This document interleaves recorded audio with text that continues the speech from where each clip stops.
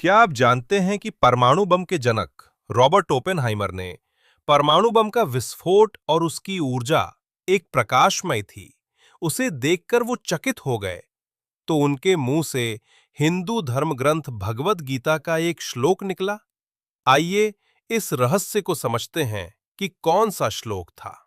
नमस्कार दोस्तों, मैं आपका दोस्त सुरेंद्र आपको ले चलता हूं उस कहानी की उस यात्रा पर जो कि बहुत ही रोचक है। बात है 1945 में, जब विश्व में पहला परमाणु परीक्षण ट्रिनिटी किया। तो उस परीक्षण को करने वाले वैज्ञानिक रॉबर्ट ओपेनहाइमर ने कहा था, मैं अब काल बन गया हूं जो लोकों का नाश करने वाला है।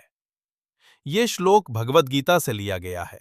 था ये श्लोक उस समय बोला गया जब अर्जुन युद्ध करने से हिचक रहे थे। तब भगवान कृष्ण ने अपना विराट रूप दिखाते हुए कहा, मैं काल हूं जो सबका संहार करता हूं।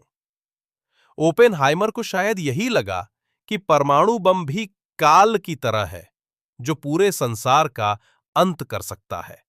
ये वाक्य भगवद गीता से लिया था जो महाभारत का अंश है। अब बात करते 6 जुलाई 1945 को न्यू मैक्सिको में बन रहा पहला परमाणु बम पर टेस्ट हुआ जिसे ट्रिनिटी कहा गया। विस्फोट की चमक इतनी तेज थी कि पूरे आकाश में हजारों सूर्यों की तरह रोशनी दिखाई दी।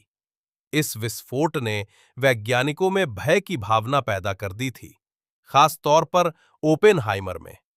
ओपेनहाइमर ने गीता के अध्याय 11 श्लोक 32 को याद किया, जिसमें भगवान कृष्ण कहते हैं, कालोऽस्मि लोकक्षयकृत प्रवृद्धो लोकान् समाहर्तुमिह प्रवृत्तः।